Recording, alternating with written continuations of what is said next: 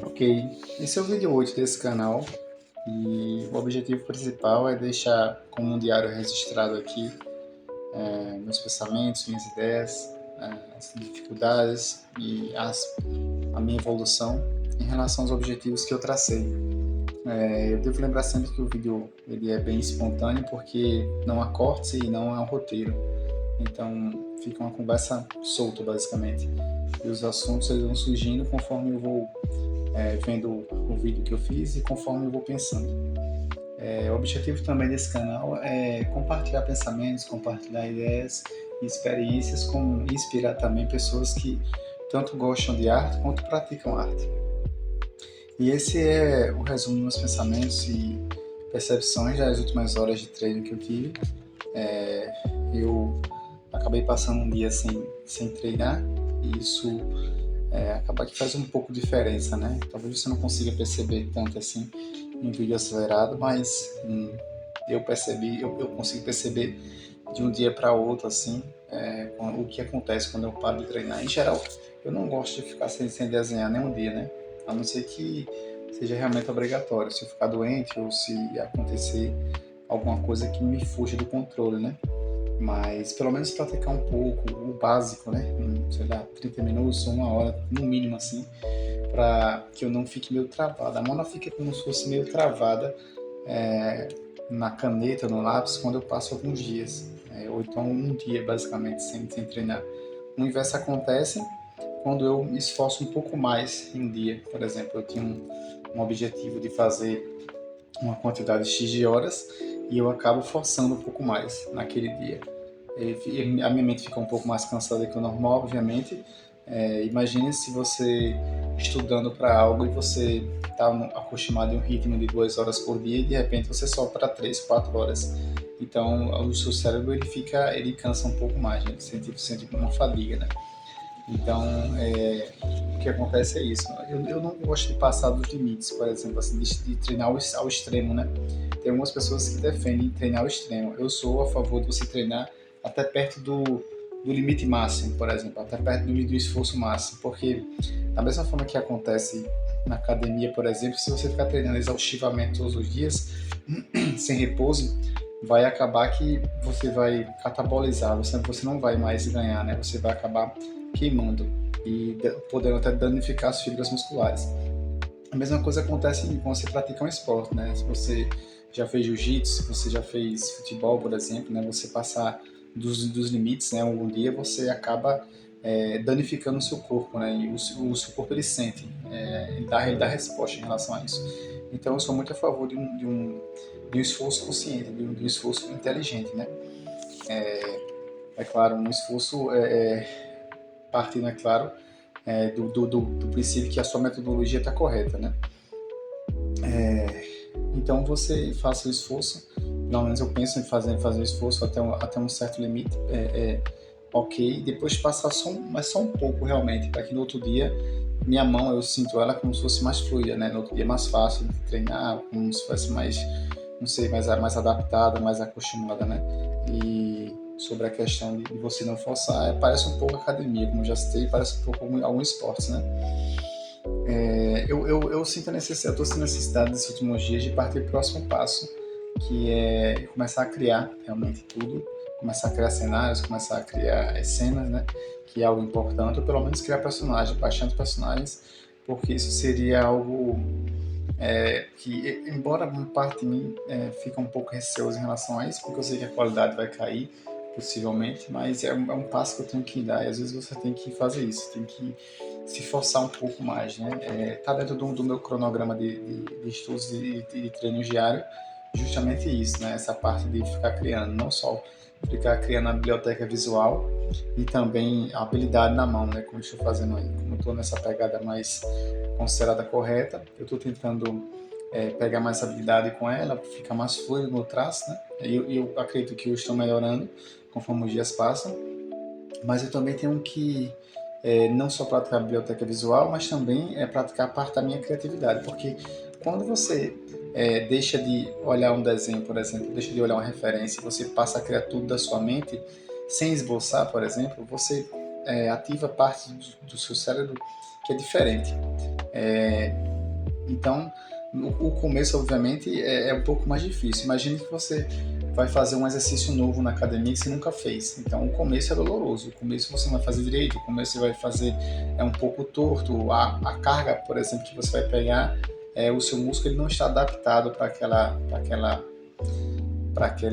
aquele movimento em si. O seu próprio cérebro tem dificuldades de se adaptar àquele movimento. Então, com o passar da semana, com o passar do tempo, acaba que você fica melhorando, né? Você vai evoluindo, basicamente. Então, isso é algo importante, né? Tipo de entender, né? Toda vez que você for passar por um passo diferente, uma abordagem nova, ou então, sei lá, você é um cara que é muito acostumado, por exemplo, a estudar robôs. Se você for passar para carro, por exemplo, ou então se você é um cara que só desenha carros, quando você vai passar para humanos, por exemplo, é um pouco mais difícil de você se adaptar, né? Às vezes algumas pessoas e alguns artistas, eles ficam meio que refém, tanto do estilo que ele adotou para si mesmo, quanto de um tipo de desenho em si. Às vezes o cara ele é um cara que foi muito bom, especialista em paisagem, por exemplo, e ele tem receios de ir para outras áreas, para animais, por exemplo, para máquinas, ou então para seres humanos, porque ele primeiro está na zona de conforto dele, né? Ele não quer sair daquela zona de conforto. É muito frustrante, às vezes, para um artista sair da zona de conforto, ele perceber que ele não era tão bom quanto ele imaginava. Então, eu sempre tento sair da zona de conforto, nunca ficar feliz, nunca ficar confortável com a situação. Você pode ver isso aí quando eu fico trocando, por exemplo, de caneta, quando eu fico mudando a mídia, o papel, por exemplo, quando eu fico mudando até as referências, né?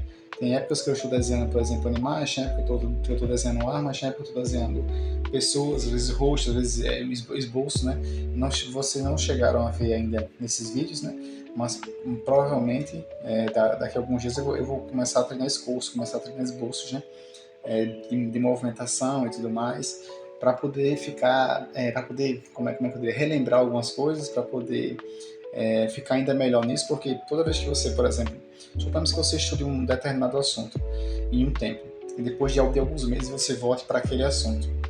É lógico que você vai, no começo, nos primeiros momentos, você vai encontrar um pouco de dificuldade, mas depois ele vai ficar muito mais fluido.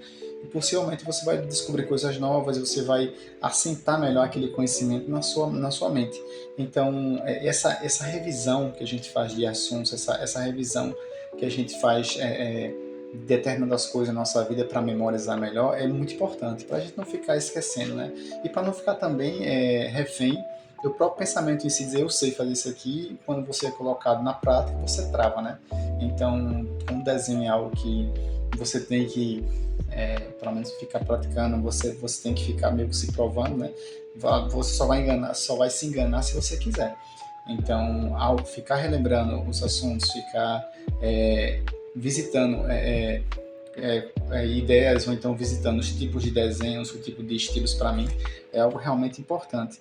Então, vez ou outra eu estou variando um pouco o estilo, em algumas épocas eu foco mais. Os meus dois estilos principais que eu mais gosto são esses que vocês estão acompanhando, que é o Artline e esse de Sketch, como vocês estão vendo nesse segundo vídeo aí. Eu gosto muito de desenhar roxo, eu gosto também de desenhar personagens femininas de quadrinhos, né, com às vezes alguma pose mais sensual, então uma pose dinâmica, porque eu consigo trabalhar bem a rachura. E isso é algo que eu sempre estou na minha cabeça, que eu preciso treinar rachura, eu preciso treinar luz e sombra, eu preciso treinar movimento, eu preciso treinar anatomia. Isso é algo que eu não vou deixar de treinar nunca, possivelmente. Às vezes, por exemplo, eu fico revisitando a anatomia em si, tipo a musculatura exposta, né? Por exemplo, observando o braquial radial, observando o bíceps, observando o tríceps, desenhando, realmente reproduzindo, como se eu nunca tivesse feito.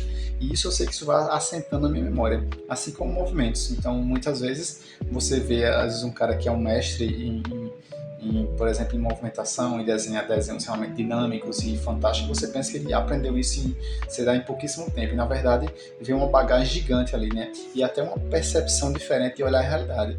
Toda vez que você desenha, toda vez que você acaba aprendendo acaba colocando na sua biblioteca visual algum tipo de conhecimento diferente referente ao desenho, você acaba olhando o mundo de maneira diferente. Então, se você é um cara que treina, por exemplo, carros, você vai olhar os detalhes de carro muito mais do que eu, por exemplo, que não pratico carros.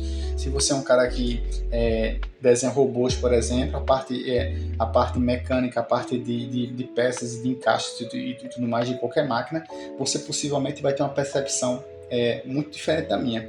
E até se você tivesse a oportunidade de pegar aquela máquina, de abrir ela, por exemplo, assim, a sua percepção seria totalmente diferente da minha, né? Então, da mesma forma fica em relação à anatomia e fica em relação às outras coisas.